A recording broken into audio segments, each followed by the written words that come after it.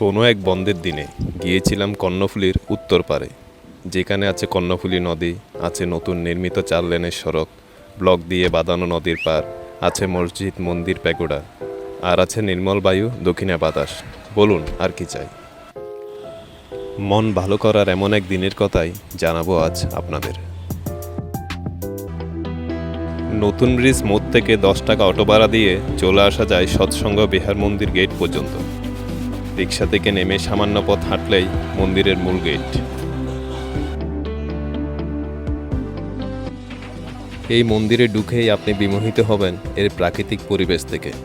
আম, কাঁঠাল, নারিকেল সহ আছে অনেক ফুলের গাছ, আছে মানুষের সমান লম্বা ঘাসও।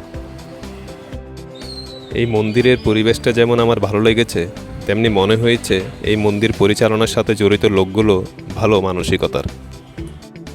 এই মন্দিরের একটা ভবনের দেয়ালে লেখা আছে মুসলিম ধর্মগ্রন্থ কোরআনের ও আল হাদিসের 2টা বাণী।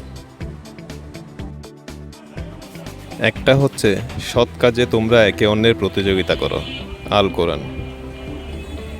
অন্যটা হচ্ছে যিনি বিশ্ব মানবের কল্যাণ সাধন করেন তিনিই সর্বশ্রেষ্ঠ মানুষ, আল হাদিস।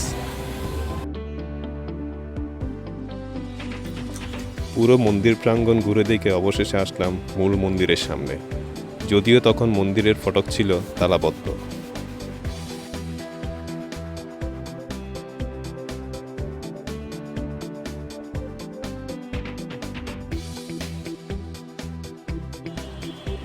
মন্দির দেখে বাইরে চলে আসলাম।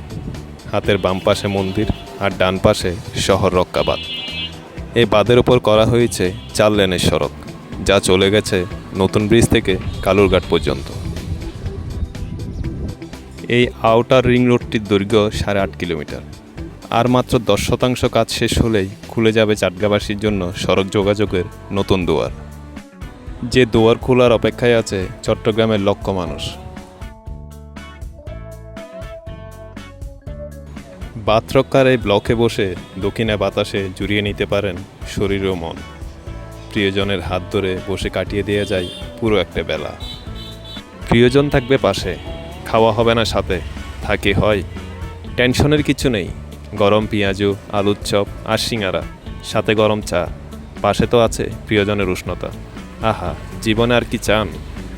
প্রিয়জনকে নিয়ে এসে কাটাতে পারেন এমনই একটা বিকেল। প্রকৃতির এমন রূপ দেখে বিমোহিত হবে না এমন মানুষের সংখ্যা কম। কিন্তু আমরা বাঙালি যখন সৌন্দর্যের পাশে আবর্জনা ফেলবো না, তাকে হয়। টং দোকান থেকে শুরু করে বেড়াতে আসা মানুষ সবাই সবার অপ্রয়োজনীয় সব কিছুই ফেলছে নদীর মধ্যে।